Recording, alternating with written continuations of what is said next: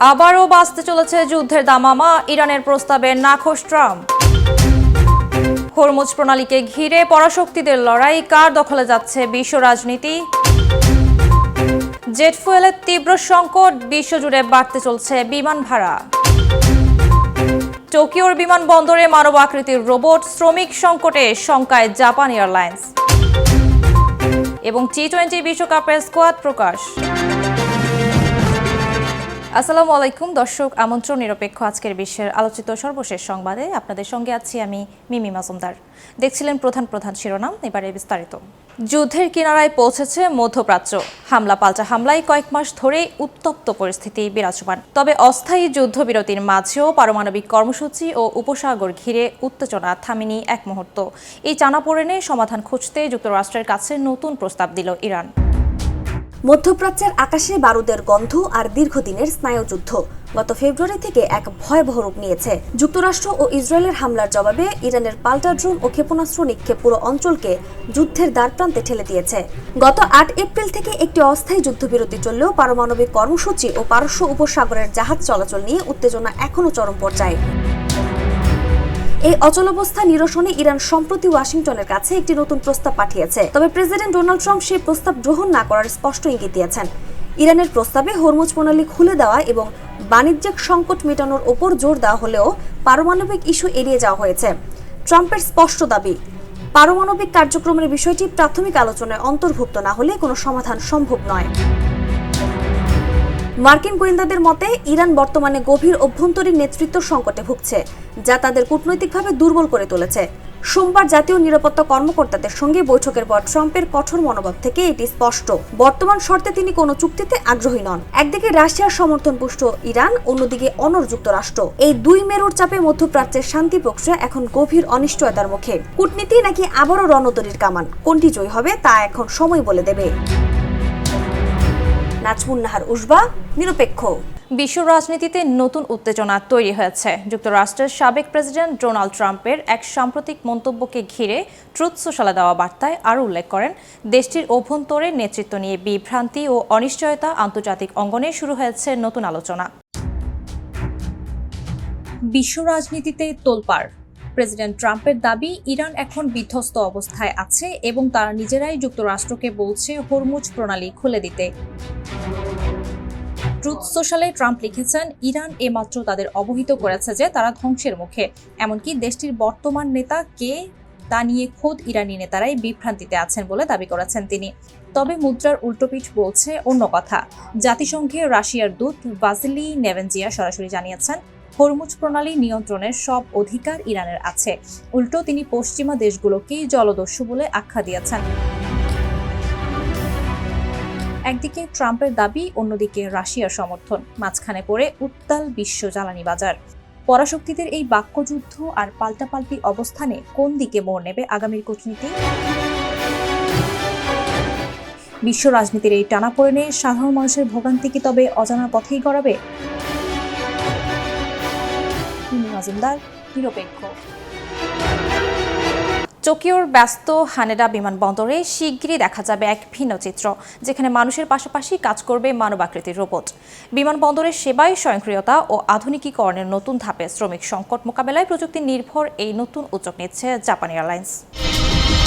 টোকিওর ব্যস্ত হানেদা বিমানবন্দরে শীঘ্রই দেখা যাবে এক ভিন্ন দৃশ্য। মানুষের পাশাপাশি কাঁধে কাঁধ মিলিয়ে কাজ করছে মানবাকৃতি রোবট। প্রযুক্তি নির্ভর এই উদ্যোগের মাধ্যমে শ্রমিক সংকট মোকাবেলায় নতুন পথ খুঁজছে জাপান এয়ারলাইন্স JAL। 2 বছরের পরীক্ষামূলক প্রকল্পের অংশ হিসেবে আগামী মে মাস থেকে বিমানবন্দরের রক্ষণাবেক্ষণের কাজে এসব রোবট ব্যবহার শুরু করবে JAL। প্রতিষ্ঠানটি তাদের প্রকল্প অংশীদার GMOAI অ্যান্ড রোবোটিক্স গণমাধ্যমের সামনে এই প্রযুক্তি প্রদর্শন করেছে বলে জানায় BBC। শুরুতে চীনে তৈরি মানবাকৃতির রোবটগুলো কার্গো কন্টেইনার লোড ও আনলোডের মতো শারীরিক পরিশ্রমের কাজ করবে। ভবিষ্যতে কেবিন পরিষ্কার ও গ্রাউন্ড সাপোর্ট সরঞ্জাম পরিচালনাতেও এসব রোবটের ব্যবহার পরিকল্পনা রয়েছে। তবে নিরাপত্তা ব্যবস্থাপনার মতো গুরুত্বপূর্ণ দায়িত্ব এখনো মানুষের হাতেই থাকবে বলে জানিয়েছে সংশ্লিষ্টরা। জাপানের বিমান চলাচল খাত বর্তমানে দৈত্য চ্যালেঞ্জের মুখে। একদিকে বাড়ছে বিদেশি পর্যটকের সংখ্যা, অন্যদিকে কমছে কর্মক্ষম জনসংখ্যা। এই বাস্তবতায় রোবট ব্যবহারের মাধ্যমে কর্মীদের কাজের চাপ কমানোর পাশাপাশি দক্ষতা বাড়ানোর আশা করছে জেএএল। প্রযুক্তির এই সংযোজনে জাপানের বিমানবন্দর ব্যবস্থাপনায় নতুন এক যুগের সূচনা তৈরি হবে বলে ধারণা করছে বিমান কর্তৃপক্ষ। নাজমুন নাহার উসবা, নিরপেক্ষ। কৌশলগতভাবে গুরুত্বপূর্ণ হরমুজ প্রণালী বন্ধ থাকায় বিশ্বব্যাপী জেট জ্বালানি সরবরাহে চাপ সৃষ্টি হয়েছে। আন্তর্জাতিক বিমান পরিবহন সংস্থার প্রধান উইলি ওয়ালস সতর্ক করেছেন, পরিস্থিতি আরও খারাপ হলে জ্বালানির রেশনিংয়ের মতো কঠিন সিদ্ধান্ত আসতে পারে বলেও আশঙ্কা করা হচ্ছে। বন্ধ রয়েছে গুরুত্বপূর্ণ হরমুজ প্রণালী, আর এর সরাসরি প্রভাব পড়ছে জেট ফুয়েলের সরবরাহে। আন্তর্জাতিক বিমান পরিবহন সংস্থা এটিএ প্রধান উইলি ওয়ালস জানিয়েছেন, জ্বালানির এই বাড়তি খরচ এয়ারলাইনগুলো নিজেরা বহন করবে না, ফলে টিকিটের দাম বাড়িয়ে তা শেষ পর্যন্ত আপনার আমার পকেট থেকেই নেওয়া হবে। পরিস্থিতি বেগতিক হলে শুরু হতে পারে জ্বালানি রেশনিং, যার মানে হলো হঠাৎ করে ফ্লাইট বাতিল হওয়ার ঝুঁকি। যদিও এটি করোনার মতো ভয়াবহ নয়, তবে যাত্রীদের ভোগান্তি হতে পারে চরমে। বিশ্ব রাজনীতির এই টানাপোড়েনে সাধারণ যাত্রীদের ভোগান্তি কত দূর গড়াবে? মধ্যপ্রাচ্যের এই উত্তেজনা কি তবে আকাশপথের মানচিত্রই বদলে দেবে? মিমি মজুমদার, নিরপেক্ষ। যুক্তরাষ্ট্রের জন্মসূত্রে নাগরিকত্বের সুবিধা থাকায় বিষয়টি দীর্ঘদিন ধরে বিশ্বজুড়ে আকর্ষণের কেন্দ্রবিন্দু। তবে সাম্প্রতিক সময়ে মার্কিন প্রশাসন ভিসা নীতিতে নতুন নাগরিকত্ব সুবিধা নেওয়ার উদ্দেশ্যে ভ্রমণকারীদের ক্ষেত্রে নজরদারি আরও কঠোর করা হয়েছে। একটি সুন্দর ভবিষ্যৎ এবং উন্নত জীবনের প্রত্যাশায় অনেক পরিবারই ভিন দেশে সন্তান জন্ম দেওয়ার পরিকল্পনা করে থাকেন। বিশেষ করে যুক্তরাষ্ট্রের মতো দেশে নাগরিকত্ব প্রাপ্তির সহজ সুবিধা থাকায় বিশ্বজুড়ে বহু মানুষের কাছে এটি একটি আকর্ষণীয় বিষয়। তবে সাম্প্রতিক বছরগুলোতে মার্কিন প্রশাসন তাদের ভিসা নীতিমালায় বিশেষ কিছু পরিবর্তন এনেছে। বিশেষত যারা কেবলমাত্র নাগরিকত্বের সুবিধা নেওয়ার উদ্দেশ্যে দেশটিতে যেতে চান, তাদের ক্ষেত্রে এখন আগের চেয়ে অনেক বেশি কড়াকড়ি নিষেধাজ্ঞা আরোপ করা হয়েছে। মার্কিন দূতাবাস জানিয়েছে, নাগরিকত্ব পাওয়ার উদ্দেশ্যে যুক্তরাষ্ট্রে গিয়ে সন্তান জন্ম দেওয়ার জন্য ভিসা ব্যবহার করা অনুমোদিত নয়। বুধবার সকাল 9:30টার দিকে দূতাবাসের ভেরিফাইড ফেসবুক পেজে দেওয়া এক পোস্টে এসব তথ্য জানান তিনি। পোস্টে বলা হয়, কোনো ব্যক্তি যদি শুধুমাত্র সন্তানের নাগরিকত্ব পাওয়ার উদ্দেশ্যে যুক্তরাষ্ট্রে ভ্রমণ করেন, তাহলে তা ভিসার শর্তের বিরোধী।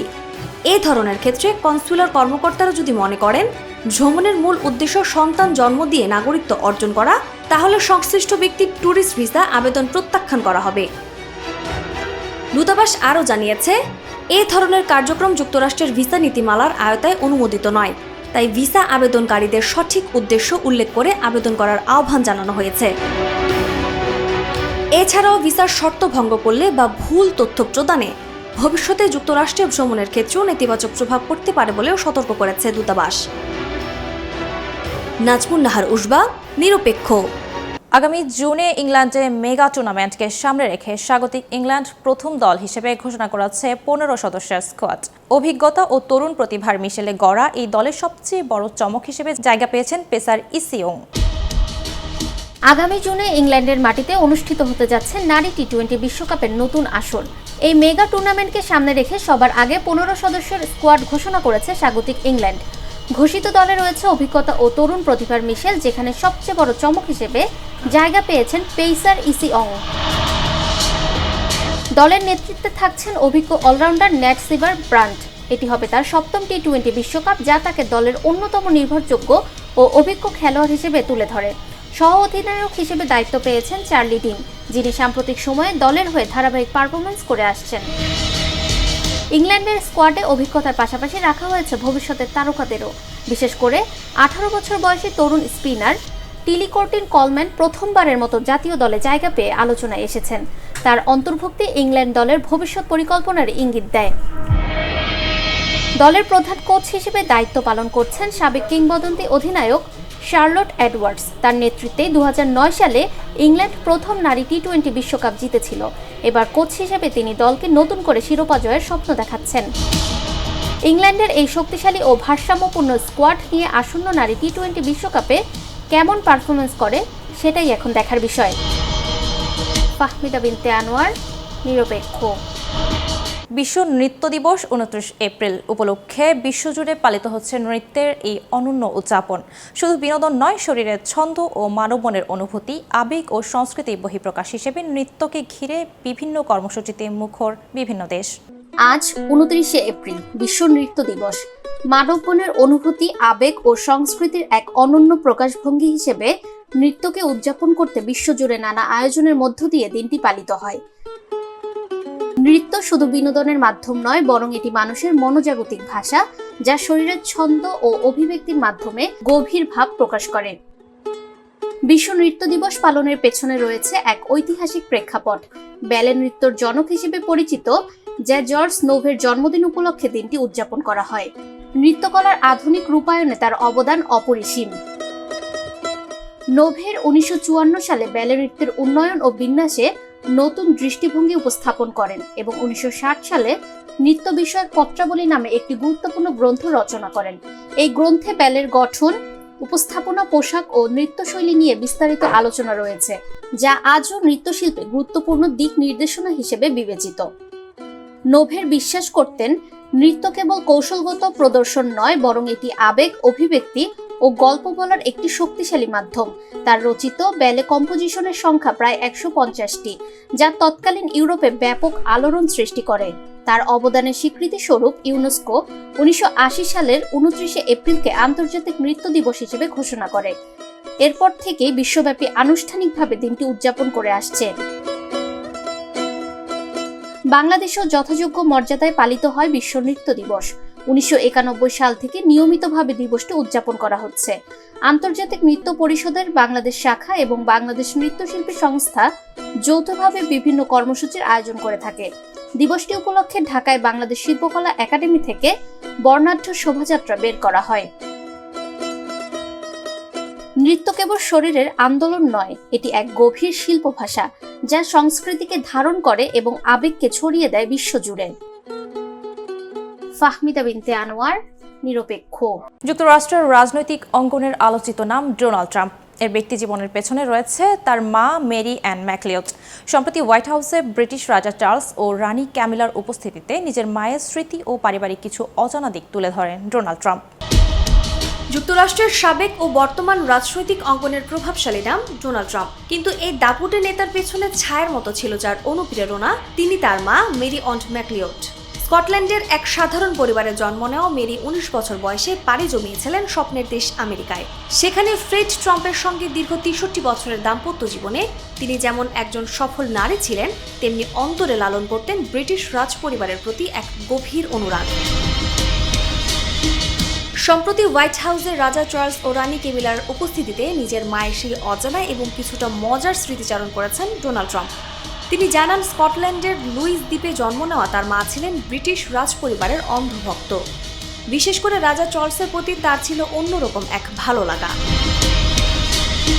ট্রাম্প হাসিমুখী স্মৃতির পাতা উল্টে বলেন, আমার স্পষ্ট মনে আছে মা চার্লসকে দেখে বলতেন সে কত মিষ্টি। এমনকি মজার ছলে তিনি আরও যোগ করেন, রাজা চার্লস ছিলেন তার মায়ের একরকম ক্রাশ। ডোনাল্ড ট্রাম্পের বক্তব্যে উঠে আসে কিভাবে টেলিভিশনের পর্দায় ব্রিটিশ রাজ পরিবারের প্রতিটি অনুষ্ঠান তার মা নিবিষ্ট মনে দেখতেন। 1912 সালে স্কটল্যান্ডে জন্ম নেওয়া মেরি অন ম্যাকলিওডের কাছে ব্রিটিশ রাজকীয় ঐতিহ্য ছিল এক পরম আবেগের জায়গা, যা তিনি আমৃত্যু বয়ে বেরিয়েছেন। ট্রাম্পের এই ব্যক্তিগত ও ঘরোয়া স্মৃতিচারণ অনুষ্ঠানে এক বাড়তি মাধুর্য যোগ করে। নাজমুন নাহার উসবা, নিরপেক্ষ। যুক্তরাষ্ট্র ও ইসরায়েলের সাথে ইরানের চলমান উত্তেজনার প্রেক্ষাপটে সামাজিক যোগাযোগ মাধ্যমে ছড়িয়ে পড়ছে এক অদ্ভুত দাবি। বলা হচ্ছে, যুদ্ধের কারণে নাকি যুক্তরাষ্ট্রের কথিত মেঘ নিয়ন্ত্রণ বা মেঘ চুরি প্রকল্প বন্ধ হয়ে গেছে, যার ফলে ইরাক ও তুরস্কে অতিবৃষ্টি দেখা দিচ্ছে। যুক্তরাষ্ট্র ও ইসরায়েলের সাথে ইরানের যুদ্ধের ডামাডোলের মধ্যে এক অদ্ভুত দাবি দানা বেঁধেছে সামাজিক যোগাযোগ মাধ্যমে। বলা হচ্ছে, যুদ্ধের কারণে নাকি বন্ধ হয়েছে যুক্তরাষ্ট্রের মেঘ চুরি প্রজেক্ট, আর তাই ইরাক তুরস্কে দেখা দিচ্ছে অতিবৃষ্টি। কিন্তু বিজ্ঞানের ব্যাখ্যা কি ষড়যন্ত্র নাকি বাস্তবতা? ঘটনার সূত্রপাত ইরাকি সংসদ সদস্য আবদুল্লাহ আল খাইকানির একটি সাক্ষাৎকারে। তিনি দাবি করেন, তুরস্ক ও ইরান নাকি অভিযোগ করেছে যুক্তরাষ্ট্র বিমান ব্যবহার করে মেঘ ভেঙে ফেলছে বা চুরি করছে। তার দাবি, সম্প্রতি ইরাকে যে বৃষ্টি হচ্ছে তার কারণও যুক্তরাষ্ট্র এখন যুদ্ধ নিয়ে ব্যস্ত, তাই মেঘ চুরি করার সময় পাচ্ছে না। একই সুর শোনা যাচ্ছে তুরস্কের নেটিজেনদের কণ্ঠেও। গত ৬৬ বছরের মাঝে সেখানে ফেব্রুয়ারিতে রেকর্ড বৃষ্টিপাত হয়েছে। অনেকের দাবি আকাশপথ যুদ্ধের কারণে বন্ধ থাকায় আমেরিকা আর মেঘ সরাতে পারছে না। তবে বিজ্ঞানীরা বলছেন ভিন্ন কথা। ইরাকের আবহাওয়া অধিদপ্তরের মুখপাত্র এ দাবিকে অযৌক্তিক বলে উড়িয়ে দিয়েছেন। তিনি জানান 2026 সাল যে বৃষ্টিপূর্ণ হবে তার পূর্বাভাস যুদ্ধ শুরুর অনেক আগেই দেওয়া হয়েছিল। জাতিসংঘ বিশ্ববিদ্যালয়ের বিশেষজ্ঞ কাবে মাদানি বলেছেন, জলবায়ু ব্যবস্থা সম্পর্কে অজ্ঞতা থেকে এমন ভিত্তিহীন ধারণার জন্ম। অনেকে ক্লাউড সিডিং বা কৃত্রিম বৃষ্টির প্রযুক্তিকে রাজনৈতিক অস্ত্র হিসেবে ভুল ব্যাখ্যা করছেন। কিন্তু মেঘ এক দেশ থেকে অন্য দেশে চুরি করে নিয়ে যাওয়ার মতো কোনো প্রযুক্তি এখনও মানুষের হাতে নেই। মূলত জলবায়ু পরিবর্তন এবং প্রাকৃতিক কারণে আবহাওয়া এমন আচরণ করছে। কিন্তু মধ্যপ্রাচ্যে ভূরাজনীতি আর দীর্ঘস্থায়ী অবিশ্বাস এখনও মেঘের আড়ালেও ষড়যন্ত্র খুঁজে বেড়াচ্ছে। মেঘ চুরিকে আদৌ সম্ভব? বিজ্ঞান বলছে না, এটি কেবল একটি অপপ্রচার। আহমদ ইমতিয়াজ, নিরপেক্ষ। বর্তমান ভূ রাজনৈতিক বাস্তবতায় মধ্যপ্রাচ্য এখন এক অস্থির ও জ্বলন্ত অঞ্চলে পরিণত হয়েছে, যার প্রভাব ছড়িয়ে পড়ছে সারা বিশ্বে। দীর্ঘদিনের তেহরান ওয়াশিংটন স্নায়ুযুদ্ধ এখন কেবল কূটনৈতিক সীমায় না থেকে বিশ্ব অর্থনীতি ও জ্বালানি বাজারে নতুন করে অস্থিরতা তৈরি করছে। বর্তমান বিশ্বের ভূ রাজনৈতিক মানচিত্রে মধ্যপ্রাচ্য যেন এক জ্বলন্ত আগ্নেয়গিরি, যার প্রতিটি কম্পন অনুভূত হয় সারা বিশ্বে। কয়েক দশক ধরে চলা তেহরান ও ওয়াশিংটনের মধ্যকার স্নায়ুযুদ্ধ এখন আর কেবল কূটনৈতিক টেবিলে সীমাবদ্ধ নেই। পারস্য উপসাগরের উত্তাল জলরাশি থেকে শুরু করে বাগদাদ বা দামেস্কার আকাশ, সবখানেই ছায়া ফেলেছে এই বিরোধ। বিশেষ করে সাম্প্রতিক সময় পারমাণবিক কর্মসূচি এবং বাণিজ্যিক রুট নিয়ে যে উত্তেজনা তৈরি হয়েছে তা বিশ্ব অর্থনীতি ও জ্বালানি বাজারে বড় ধরনের অস্থিরতা সৃষ্টি করেছে। এই উত্তপ্ত পরিস্থিতির মধ্যেই নতুন এক বিস্ফোরক দাবি নিয়ে হাজির হয়েছে সাবেক মার্কিন প্রেসিডেন্ট ডোনাল্ড ট্রাম্প। তার দাবি অনুযায়ী ইরান বর্তমানে এক চরম অভ্যন্তরীণ সংকটের মধ্যে দিয়ে যাচ্ছে। ট্রাম্প সামাজিক যোগাযোগ মাধ্যম ট্রুথ সোশ্যালে জানিয়েছেন, ইরানি নেতারাই নাকি তাকে দেশটির বর্তমানে ভেঙে পড়ার উপক্রম হওয়ার কথা জানিয়েছেন। ট্রাম্পের মতে দেশটি বর্তমানে তীব্র নেতৃত্ব সংকটে ভুগছে এবং তারা মরিয়া হয়ে হরমুজ প্রণালী খুলে দেওয়ার অনুরোধ করছে। তবে ট্রাম্পের এই দাবি আন্তর্জাতিক মহলে ব্যাপক কৌতূহলের পাশাপাশি ধোঁয়াশাও তৈরি করেছে। কারণ ইরান কিভাবে এই গোপনীয় বার্তা তার কাছে পৌঁছে দিল সেই বিষয় নিয়ে তিনি কোনো স্পষ্ট তথ্য দেননি। ইরান কিভাবে এই গোপনীয় বার্তা তার কাছে পৌঁছে দিল সে বিষয়ে তিনি কোনো স্পষ্ট তথ্য দেননি। অন্যদিকে মাঠ পর্যায়ে চিত্র বলছে অন্য কথা। সম্প্রতি যুক্তরাষ্ট্র ও ইসরায়েলের হামলার শিকার হওয়ার পর ইরানও হাজার হাজার ড্রোন ও ক্ষেপণাস্ত্র হামলার মাধ্যমে তার সামরিক সক্ষমতার কথা জানিয়েছে। কূটনৈতিক ফ্রন্টেও বসে নেই ইরান। দেশটির পররাষ্ট্রমন্ত্রী আব্বাস আরাকচি ওমান, পাকিস্তান এবং রাশিয়ার মতো দেশগুলো সফর করে মিত্রদের সমর্থন আদায়ের চেষ্টা করেছেন। বিশেষ করে পুতিনের সঙ্গে তার বৈঠকটি পশ্চিমা বিশ্বের জন্য একটি কড়া বার্তা হিসেবে দেখা হচ্ছে। ট্রাম্পের মধ্যস্থতাকারীদের সফর বাতিলের পর যখন শান্তি প্রক্রিয়া ক্ষীণ হয়ে আসছে, তখন ট্রাম্পের এমন দাবি মধ্যপ্রাচ্য রাজনীতিতে নতুন করে সমীকরণের ইঙ্গিত দিচ্ছে, নাকি এটি নিছকই নির্বাচনী চমক, তা নিয়ে চলছে চুলচেরা বিশ্লেষণ। তবে দিন শেষে এই সংঘাতের বলি হচ্ছে হাজারো সাধারণ মানুষ এবং অস্থিতিশীল হয়ে পড়েছে বৈশ্বিক বাণিজ্য পথ। নাজমুন নাহার উসবা, নিরপেক্ষ।